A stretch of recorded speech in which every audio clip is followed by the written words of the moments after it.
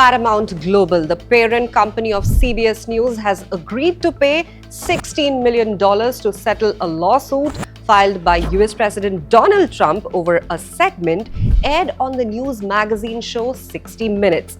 The lawsuit, widely regarded by legal experts as frivolous, centered on a single edited response by then US Vice President Kamala Harris during a televised interview last fall. This settlement was quietly announced by Paramount late on Tuesday night, sparking fresh debate over press freedom, political pressure, and corporate influence.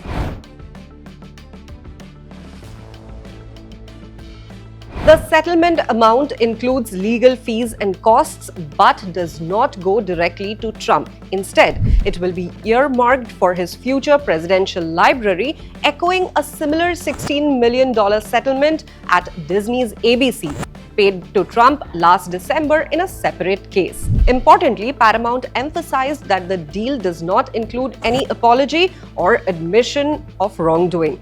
The company also stated that moving forward, 60 Minutes will release the full interview transcripts with presidential candidates after airing, with redactions allowed only for legal or national security reasons. So why would Paramount pay $16 million to settle a lawsuit that most experts say wouldn't hold up in court? The answer may lie in corporate strategy. Paramount is in the midst of negotiating a high-stakes merger with Skydance Media, and that deal requires regulatory approval from the Trump administration. Since CBS owns local TV stations which are licensed by the US federal government, Trump's White House holds indirect leverage. Despite this, Paramount insists that the lawsuit is completely unrelated to the merger process or FCC approval. But not everyone's buying it. FCC chairperson Brendan Carr, who's a Trump appointee, previously warned that complaints about 60 Minutes would likely surface during any merger review. That comment, made before he became chair, has only deepened suspicions. Trump originally filed the lawsuit before his re-election, claiming that 60 Minutes had deliberately edited Kamala Harris's interview to harm his campaign. He accused CBS of election interference and even demanded $10 billion in damages, later upping that to $20 billion. The controversy began when CBS aired two different Harris sound bites, one on Face the Nation and one on 60 Minutes, sparking confusion. CBS said it was standard editing for time.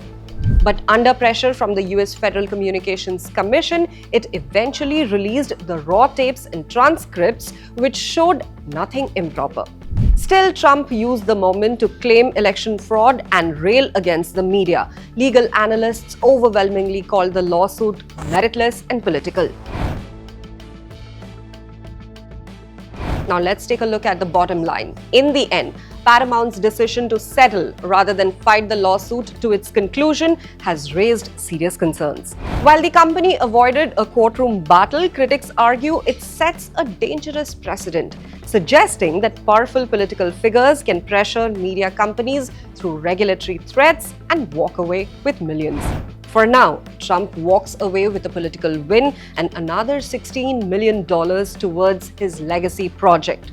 And for the media, many fear this could be the beginning of a troubling new era of intimidation and strategic settlements in exchange for silence.